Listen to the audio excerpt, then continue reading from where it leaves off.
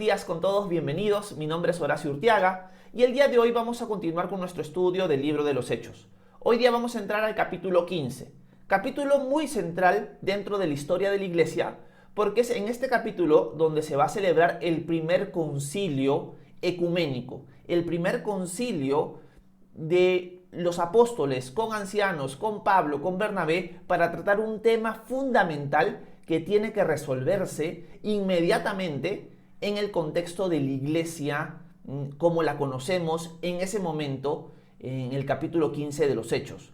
¿Cuál es el tema a tratarse? El tema a tratarse va a ser la salvación, así que es un tema muy serio. Y por eso la iglesia se va a reunir en un concilio para llegar a una conclusión sobre un tema o una discusión que conlleva el tema de la salvación. ¿A qué me refiero? Ya para no entrar en muchas palabras, lo vamos a ir leyendo en el transcurso del capítulo 15. Vamos a tratar de sacarle el jugo a la mayor cantidad de versículos posibles y vamos a tratar de avanzar lo más posible dentro del capítulo porque es una unidad en verdad este capítulo 15. Así que dicho esto, vamos a leer el capítulo como lo tenemos a continuación. Miren lo que Lucas nos dice en el capítulo 15 en el versículo 1 del libro de los Hechos. Dice lo siguiente: de Judea llegaron algunos que enseñaban a los hermanos que, si no se circuncidaban según el rito de Moisés, no podían ser salvos.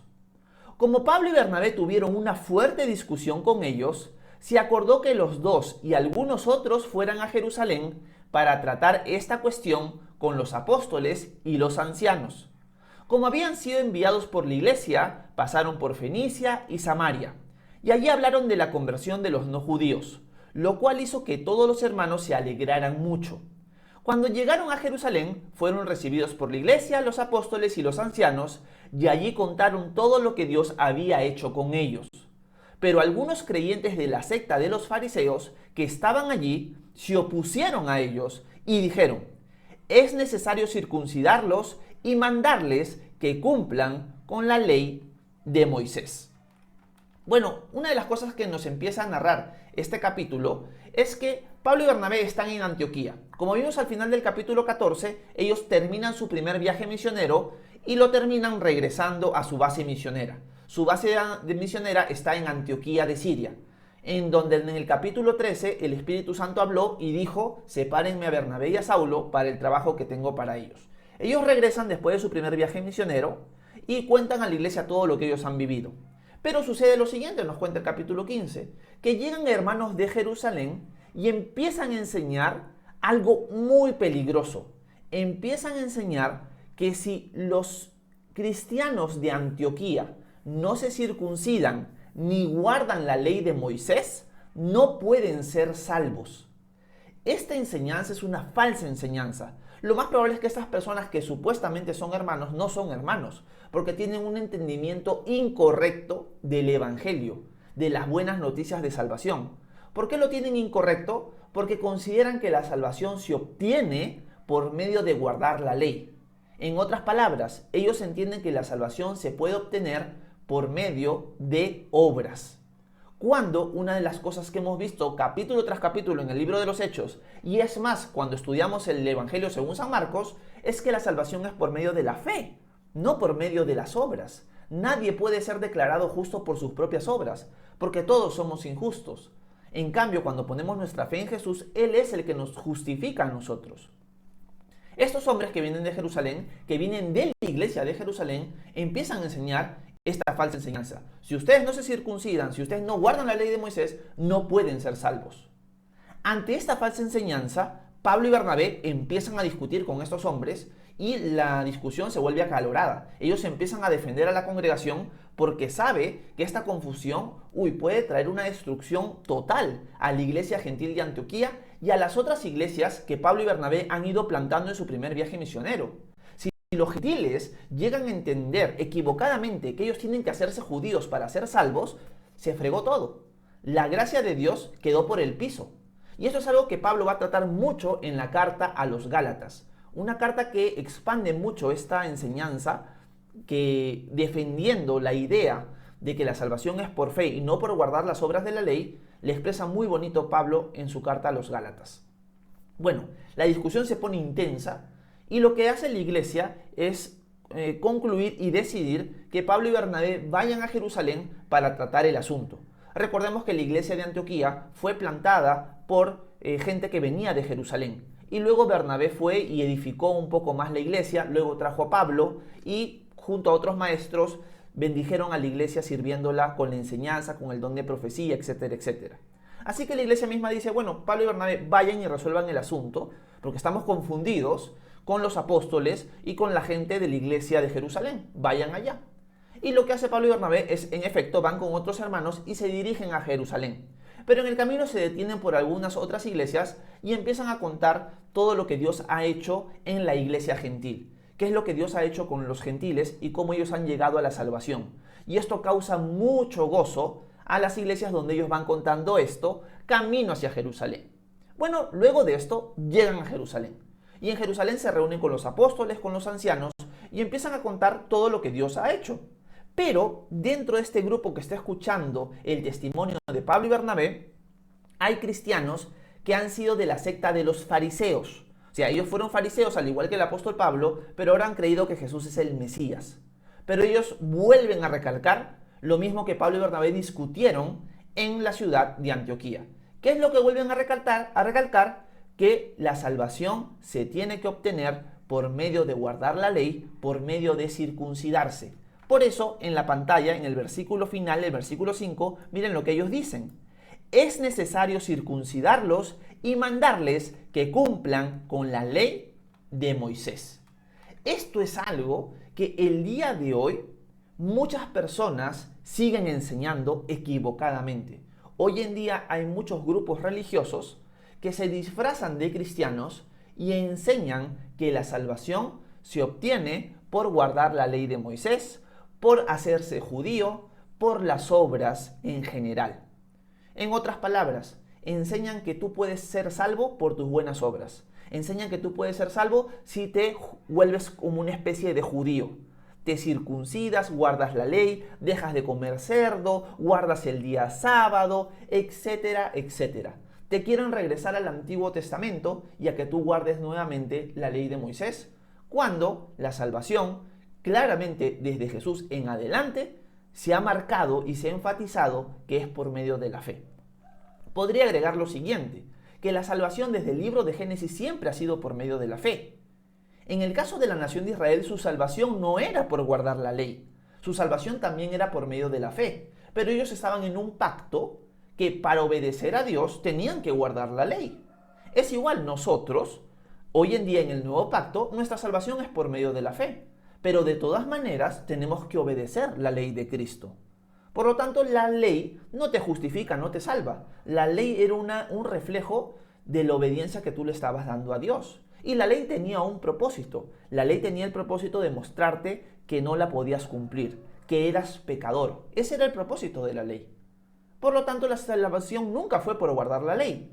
Pero estos fariseos, que ahora han creído que Jesús es el Mesías, ellos tenían el entendimiento, como nosotros guardamos la ley, nosotros somos salvos. Y la salvación históricamente nunca ha sido por medio de guardar la ley o por medio de obedecer los mandamientos. Siempre ha sido por medio de la fe en el Dios de Israel, en el Dios verdadero, en Jesucristo, nuestro Dios y Salvador. Esa siempre ha sido la forma en la que Dios ha salvado a la humanidad. Por eso Pablo a los Gálatas les va a decir que Abraham le creyó a Dios y eso le fue contado por justicia. Eso Pablo lo va a explicar muy bonito en Romanos capítulo 3, por ejemplo. Que Abraham no guardó la ley. Abraham, dice el libro de Génesis, que le creyó a Dios y esa fe que Abraham le puso a Dios le fue contada a él por justicia. Y Pablo sustenta esa enseñanza en el libro de Génesis. No está agregando o está poniendo una enseñanza nueva, era algo que desde el comienzo la Escritura siempre enseñó. El justo por la fe vivirá. Eso es lo que Pablo va a expresar en Gálatas y va a expresar en Romanos. Y esto es lo que se está discutiendo. Ahora, ya Pablo y Bernabé están en Jerusalén y están discutiendo este tema tan crucial, porque la salvación y la enseñanza de la salvación está en juego. Estos judaizantes ya están hablando, no, tienen que circuncidarse y guardar la ley. La discusión va a continuar y se va a armar una discusión un poco más seria y una reunión un poco más seria, porque este tema se tiene que resolver sí o sí. Así que se van a juntar apóstoles, los líderes de la iglesia de Jerusalén, el pastor principal de Jerusalén, que es Jacobo, y Pablo y Bernabé con los hermanos que han venido de Antioquía. Vamos a ver ahora qué es lo que sucede. Sigamos leyendo el capítulo 15 y vayamos al versículo 6. Dice lo siguiente: los apóstoles y los ancianos se reunieron para tratar este asunto. Y luego de mucho discutir, Pedro se levantó y les dijo: queridos hermanos, ustedes saben que hace algún tiempo Dios determinó que yo mismo proclamara a los no judíos el mensaje del Evangelio para que creyeran. Y Dios, que conoce los corazones, los confirmó y les dio el Espíritu Santo lo mismo que a nosotros. Dios no hizo ninguna diferencia entre ellos y nosotros, sino que por la fe purificó sus corazones. Entonces, ¿por qué ponen a prueba a Dios al imponer sobre los discípulos una carga que ni nuestros padres ni nosotros hemos podido llevar? Lo que creemos es que por la bondad del Señor Jesús seremos salvos lo mismo que ellos. Pedro acá salta en la discusión. Y una de las cosas que Pedro va a contarle a toda la congregación, a todo el concilio, es lo que él vivió en el capítulo 10 del libro de los Hechos. Cuando hemos leído Hechos 10 y Hechos 11, hemos visto la visita de Pedro a la casa de Cornelio y cómo la familia de Cornelio con él se convirtieron tras la predicación del apóstol Pedro. La salvación de Cornelio y su familia, ¿fue por guardar la ley o fue por la fe? La respuesta que ese capítulo nos da de principio a fin es que es por medio de la fe. Y eso es lo que Pedro está contando. Los gentiles, a los que Dios me permitió compartirles el Evangelio, recibieron el Espíritu Santo al igual que nosotros. Y Dios purificó sus corazones no por guardar la ley, sino por medio de la fe en Jesús. Es más, ¿por qué quieren poner una carga en los gentiles que ni nosotros ni nuestros padres han podido llevar? La ley solamente apuntaba a la perfección de Dios y apuntaba a que nosotros no podemos cumplirlas. Así que, por medio de la fe, nosotros también vamos a ser salvos, al igual que los gentiles lo han sido. Me encanta porque Pedro no dice, por la fe ellos son salvos al igual que nosotros, sino nosotros vamos a ser salvos al igual que ellos. Pone el énfasis y pone en primer lugar a los gentiles, como que le da una importancia a estos hombres que están creyendo en el Señor y han sido salvos. Así que Pedro, con su testimonio de la vida de Cornelio y su familia, deja claro, el Señor a mí ya me enseñó esto. Yo también tenía una idea equivocada. Yo pensaba que la salvación solo era para los judíos. Pero el Señor ya me mostró con Cornelio y su familia que Él va a salvar a todos por medio de la fe. No por medio de guardar las obras de la ley, no por medio de circuncidarse, ni guardar esos 613 preceptos que la ley contenía.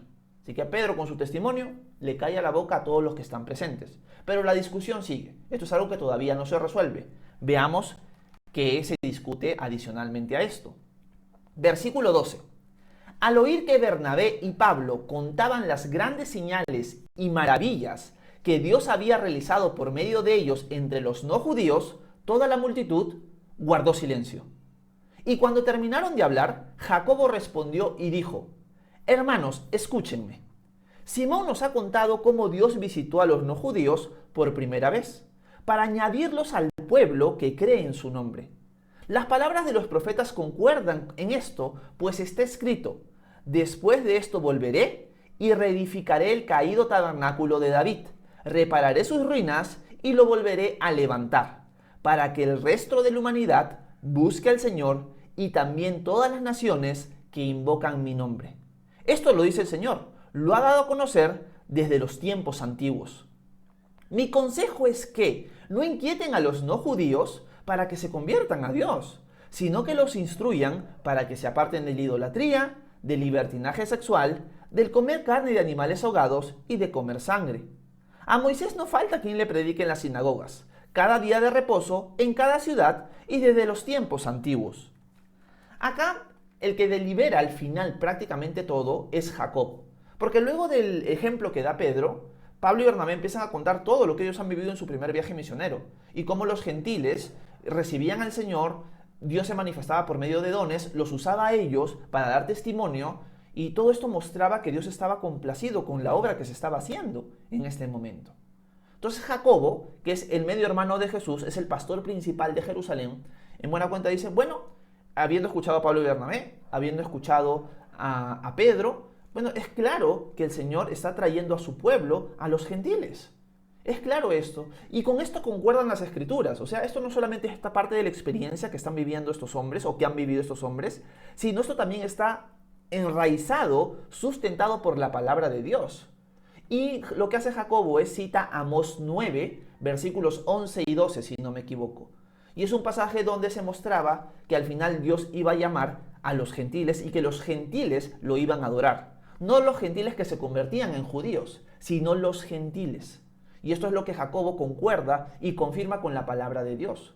Por lo tanto dice, al final lo que tenemos que enseñarle a los gentiles que han creído en el Señor es que se aparten de la inmoralidad sexual, de aquello que ofenda a los judíos. Dice también de la idolatría, de comer carne de animales ahogados y de comer sangre. Todo aquello que ofendía a los ciudadanos judíos en distintas regiones, que los cristianos eviten hacerlo. Que no coman carne de animal ahogado, no coman sangre, no coman nada de eso que va a ofender a los judíos. Porque a Moisés siempre hay quien lo predique. Así que nosotros no estorbemos que Dios siga trayendo gentiles a su pueblo, con una carga que, como dice Pedro, nosotros no hemos podido llevar. Así que lo que Jacobo está deliberando es la salvación no es por medio de guardar la ley de Moisés, sino la salvación es por medio de la fe. Y Dios ya había dejado claro en el Antiguo Testamento que Él iba a traer a los gentiles delante de Él para que los gentiles lo adoraran, sustentando todo lo que se está hablando a la luz de la Biblia. Y eso es algo muy importante. Y acá hago un paréntesis chiquito nada más para continuar la lectura, de decir lo siguiente. En el transcurso de la historia se han levantado concilios dentro de la iglesia cristiana como el que sucede en Hechos capítulo 15. Pero los concilios, que están dirigidos por hombres, se pueden equivocar.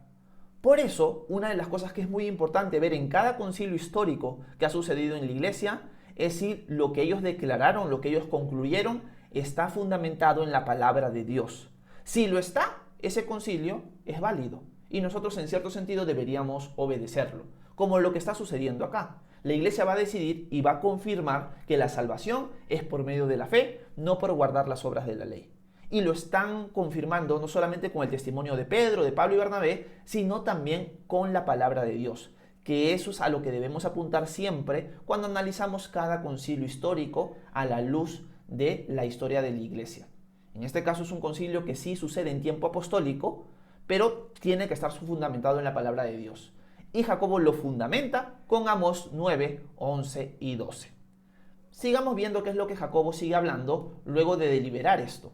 Vamos a ver el versículo 22 en adelante. A los apóstoles, a los ancianos y a toda la iglesia les pareció buena idea elegir de entre ellos a algunos hermanos y eligieron a Judas y también conocido como Barsabás y a Silas, pues sobresalían entre los demás hermanos y los enviaron a Antioquía con Pablo y Bernabé. Por conducto de ellos enviaron un escrito. Los apóstoles y los ancianos a nuestros hermanos no judíos en Antioquía, Siria y Cilicia, reciban nuestros saludos. Hemos sabido que algunos hermanos que estaban con nosotros, a quienes no les dimos ninguna orden, los han perturbado e inquietado ustedes con sus enseñanzas. Hemos llegado al acuerdo que nos parece bien de elegir algunos hermanos y enviarlos a ustedes con nuestros amados hermanos Bernabé y Pablo. Ellos han expuesto su vida por causa del nombre de nuestro Señor Jesucristo. Así que con ellos van Judas y Silas, quienes en sus propias palabras les dirán esto mismo. Al Espíritu Santo y a nosotros nos ha parecido bien no imponerles ninguna otra carga, sino solo esto que necesitan saber, que deben abstenerse de comer lo que se ha sacrificado a los ídolos, de comer sangre o la carne de animales ahogados y de libertinaje sexual. Harán bien en evitar estas cosas, que estén muy bien. Bueno, la iglesia en su totalidad en Jerusalén, luego de este concilio, deciden enviar como testigos a Barsabás y a Silas, y los envían con una carta. Y en la carta, lo que en buena cuenta concluye la iglesia de Jerusalén para animar a los cristianos de Antioquía y a otras regiones que podrían estar perturbados con esta falsa enseñanza, es la salvación, es por medio de la fe. Pero lo que les estamos pidiendo a ustedes, por favor, es que se abstengan de comer carne sacrificada a ídolos, de comer carne de la inmoralidad sexual, del libertinaje sexual y de carne de animales de ahogados. ¿Por qué les mandan estas recomendaciones? Porque un cristiano gentil que comiera sangre delante de un judío lo iba a ofender y lo iba a hacer tropezar. Si era cristiano lo iba a hacer tropezar porque el judío desde pequeño había crecido aborreciendo el cerdo, aborreciendo comer sangre, y ahora que ha llegado a la fe en Jesús y ve a sus hermanos gentiles comiendo todo eso que él al principio lo veía como abominable, lo puede hacer confundir, porque él es débil en la fe. No porque es alguien maduro, sino porque es alguien débil. Generalmente cuidamos al débil para no ofenderlo. Pero también aquellos judíos que aún no se han convertido y que miran a los cristianos comer sangre, comer cerdo, etcétera, etcétera, no se van a querer acercar a Jesús, porque ellos todavía no entienden que la ley de Moisés ya pasó y que ahora estamos en el nuevo pacto. Por eso es que la iglesia decide pedirle a los cristianos gentiles, a la iglesia gentil, que se abstengan de todo eso. Porque eso era una piedra de tropiezo para los judíos y para sus hermanos judíos.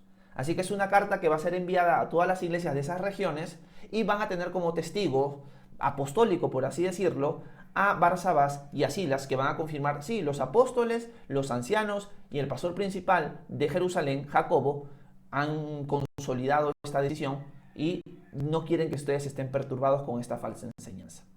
Y esto es lo que se narra en este texto. Bueno, como siempre, ya vamos acabando, porque ya me pasé el tiempo. Y vamos a leer el versículo 30 y con este último párrafo terminamos, y ya lo demás lo dejamos para mañana. Y miren lo que dice el versículo 30. Cuando los hermanos que fueron enviados llegaron a Antioquía, reunieron a la congregación y entregaron la carta. Cuando los hermanos terminaron de leerla, se alegraron por el consuelo recibido. Como Judas y Silas también eran profetas, con mucho afecto fraternal, consolaron y confirmaron en la fe a los hermanos. Y después de haber pasado un tiempo con ellos, los hermanos los despidieron en paz para que regresaran con quienes los habían enviado. Silas prefirió quedarse allí, así que Pablo y Bernabé continuaron enseñando la palabra del Señor en Antioquía y anunciando el evangelio a muchos más.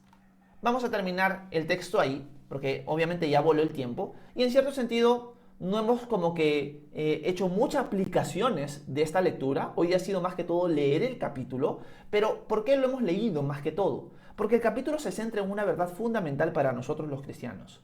Nuestra salvación no se obtiene por guardar las obras de la ley, no se obtiene por circuncidarse, por guardar el día sábado, por abstenerse de ciertos alimentos, sino solamente se obtiene por medio de la fe en Jesús. Porque nuestro Señor Jesús hizo todo el trabajo. Él es el Cordero de Dios que quita el pecado del mundo. Él es el sacrificio por nuestros pecados. Él es el justo que pagó por nosotros los injustos. Por lo tanto, nuestra salvación no descansa en nosotros, sino descansa en el trabajo y en la obra terminada de Jesús por nosotros en la cruz, con su muerte y con su resurrección. Por eso Jesús en la cruz dijo, consumado es. Que nadie los perturbe, que nadie los engañe, que ustedes son salvos por guardar las obras de la ley, por guardar el día sábado, por circuncidarse, por dejar de comer eso. La obra de Jesús es suficiente para nuestra salvación. Somos salvos por el suficiente sacrificio de Jesús por nosotros en la cruz. Yo soy salvo por la fe, mi corazón ha sido purificado por la fe en Jesús, no por guardar las obras de la ley. Pero tengo que agregar lo siguiente, ahora que yo he creído en Jesús, ahora yo lo voy a obedecer, no para salvación, sino por amor. Yo lo voy a obedecer porque Él ahora es mi Señor, porque ahora yo soy parte de su pueblo y por eso lo obedezco. ¿Qué es lo que tengo que obedecer? Jesús lo dejó claro, que este es mi mandamiento, que se amen los unos a los otros, así como yo los he amado a ustedes.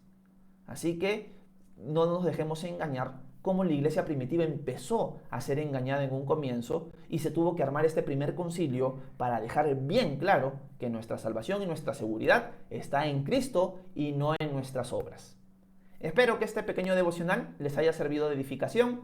Ya saben que pueden dejarme sus dudas, sus comentarios en la sección para poder leerlas, para poder leerlos y poder conversar un poco con ustedes. Los voy a leer a continuación. Muchas gracias a cada uno de ustedes por la atención debida. Dios los bendiga.